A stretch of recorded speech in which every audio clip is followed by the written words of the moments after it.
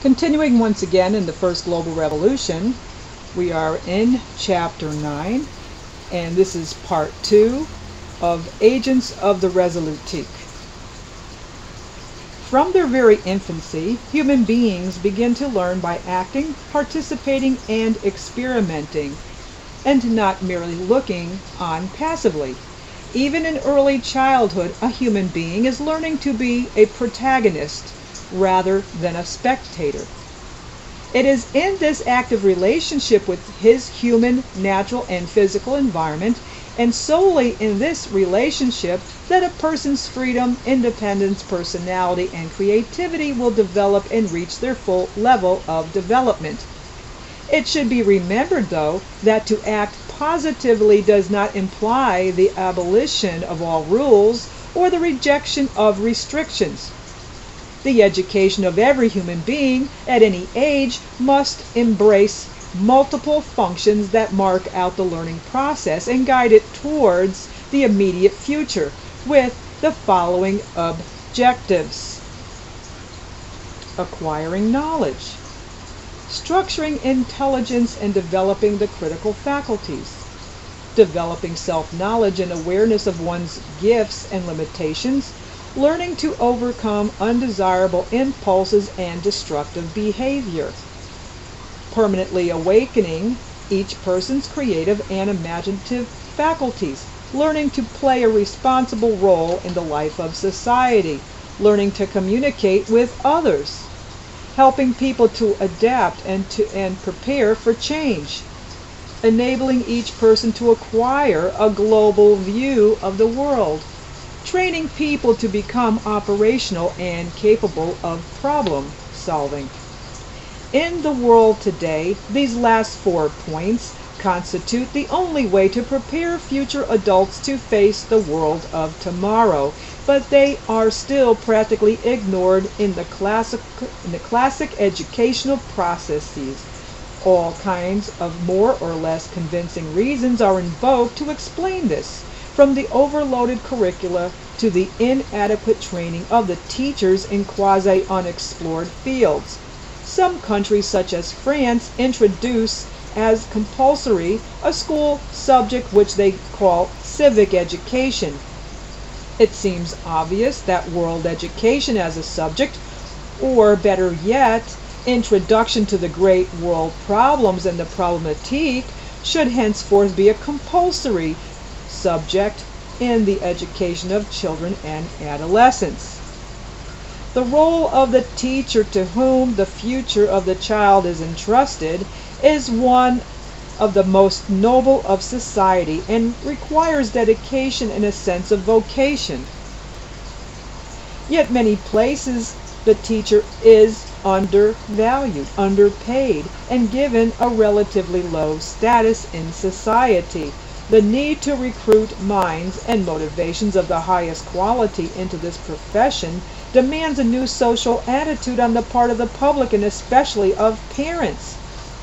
This profession on which the future depends must be given status and reward that will attract the best, and its training colleges will have to be elevated so as to provide not only the highest quality of instruction and stimulation, but the inculcation of perspective and participative attitudes. This is one of the key issues of educational reform because of the multiplying influence which it would exert. Education should consciously and decisively involve the individual in a permanent lifelong process beginning in the home and family, continuing in the appropriate scholastic setting, and then in the workplace, in leisure activities, in the religious environment, as well as in the community or in other organized groups, such as trade unions or in political life, and extending right through the retirement years in personal and altruistic pursuits. Education should also meet the need for a multidisciplinary approach, for each problem has many elements: technical, economic, social, political, and human, and can seldom be resolved by the politician, scientist, engineer, or economist in isolation.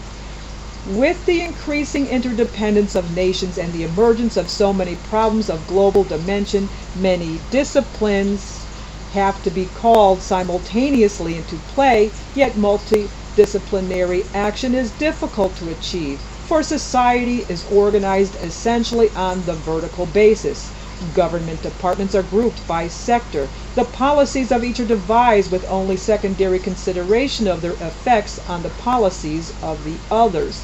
The same may be said of the universities, organized into faculty, departmental and sub-departmental, each pursuing a deeper understanding of its particular specialization and usually unfamiliar with the findings of other sections. Experience shows that when specialists from different disciplines are identified as a team with the solution of a common complex problem, they are able to establish communication, allowing each to apply the insights of his subject to the problem. However, all the incentives present in academia work against such an approach, for reputation and promotion depend on the judgment of peers who, as successful specialists, give little credit to contributions from the multidisciplinary team, and indeed are inclined to dismiss such work as a diversion or dilettantism.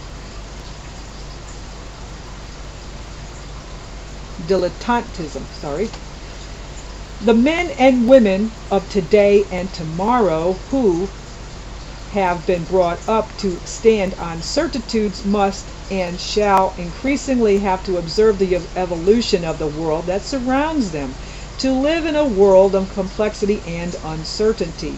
Hence, they need to develop their own capacities for innovation, adjustment to change, and the management of instability such as to make it creative. For their spiritual and intellectual balance, for their ability to overcome so-called stress situations, they need new arms which they can actually find within themselves, though they are not aware of them and have never practiced using them.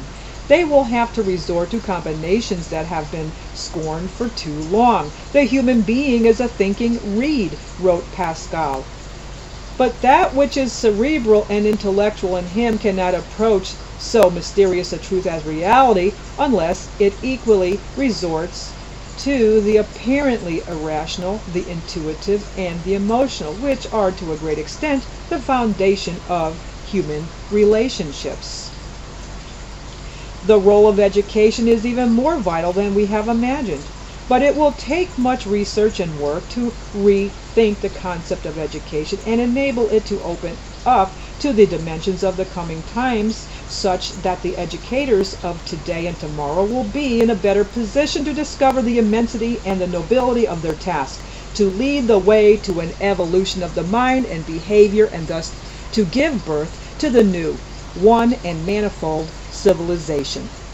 And we'll pick up in the next video. This is part 2 of chapter 9 of the First Global Revolution, Agents of the Resolute.